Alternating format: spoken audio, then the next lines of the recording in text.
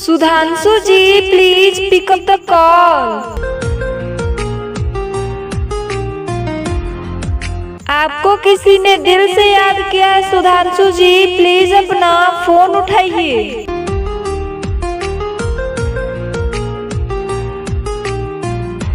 Sudhanshu ji please pick up the call.